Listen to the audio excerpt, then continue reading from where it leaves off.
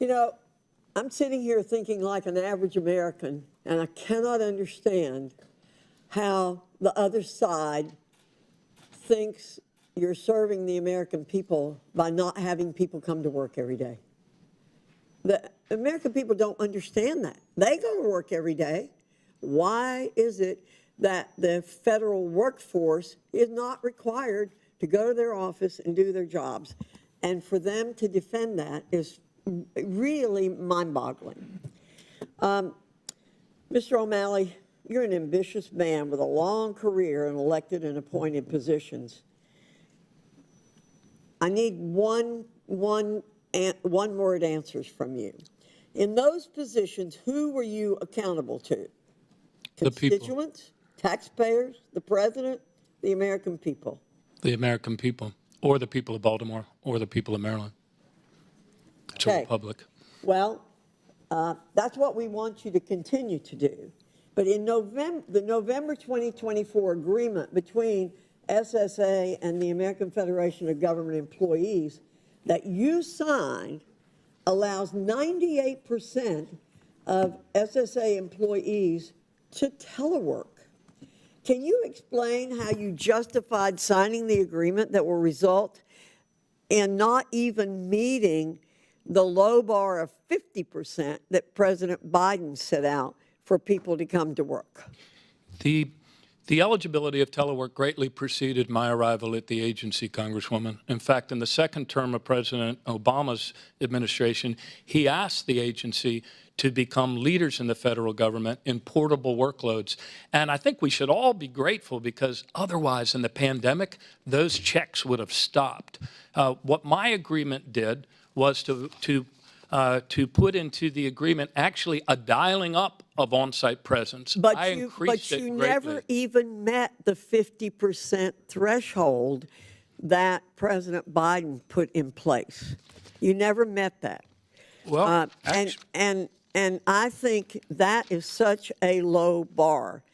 I just don't think that this agreement that you signed serves the best interests of the taxpayers who pay for the Social Security Administration, or the American people who expect their government to show up and be able to provide good service.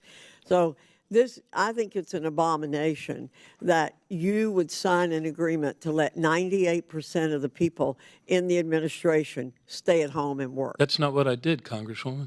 Well, that's not what I did. 98% were eligible for telework, but I required all of the headquarters folks and the regionals and the areas to be there 3 days a week. And ever since the pandemic ended, those field offices in each of your districts have been open 5 days a week.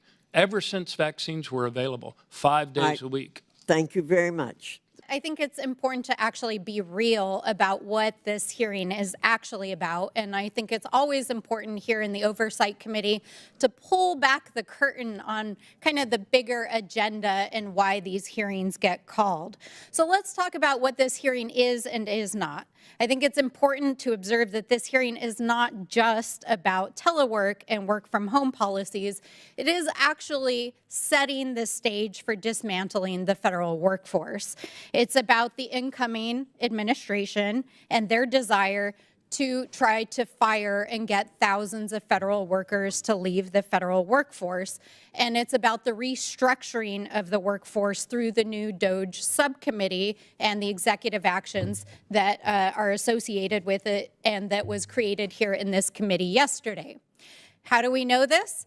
Because the co-chairs of the DOGE task force, Elon Musk and Vivek Ramaswamy, have been very open about telework ending as a way to get thousands of federal employees to leave. In fact, right after the election in November, they published a thought piece in the Wall Street Journal, which stated that telework would result in voluntary terminations of federal workers. It's also noteworthy that one witness who's here today is from an organization that was co-founded by an author of Project 2025 and was a former Trump OMB official. It's also noteworthy that the majority here in the Oversight Committee actually tweeted from their own account this week that they were plotting to take down the deep state. And here we are. They're not even hiding it anymore. It's also noteworthy that this isn't just happening here in this room, but as we speak here in this room, Russell Vought, who is literally one of the architects of Project 2025, is preparing for his confirmation hearing in the Senate this afternoon. Now, Mr. Vought is one of the former leaders of OMB. He is, by his own description, called his own think tank the Death Star, and has made it very clear that his intentions upon becoming the OMB director is to eviscerate and dismantle the federal workforce. But I think it's also worth noting to Mr. Vought and to other Star Wars fans that the Death Star actually had 1.7 million military personnel and almost 500,000 droids and civilians working there, because even Commander Tarkin and Darth Vader understood that it takes a workforce to get stuff done. So, not unlike the Death Star, we have to be clear that there is a nefarious intention behind this hearing and what we know is coming. And Donald Trump has been very clear that he plans to sign an executive order in the coming weeks, possibly even next week, that will end work from home. Ever since the pandemic, Republicans have been completely obsessed with ending work from home.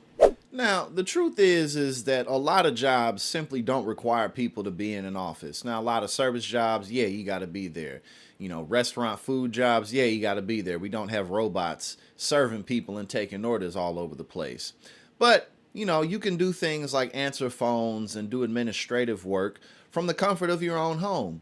Now, Republicans, and more specifically corporate America, you know, the managerial class of corporate America, they got these big rents to pay because they done rented out these office spaces and bought these buildings. And they're like, man, why are we paying this rent every single month if we don't have people in these offices? That has a lot to do with why they're so pressed about ending work from home. Also, you know, it just takes away from the company culture of the managerial class being able to domineer and own over you. You know, I want to be able to watch you every single day. I want to watch you every move. I want to know what you're doing at every second of every hour. But at the end of the day, the cat's kind of out of the bag. Sure, you can get people to go back home, but like I said, a lot of jobs really don't require people to be in an office. So, you know, this is just bit the dust. You're just going to have to get used to the fact that people don't want to be in an office and that real estate is changing.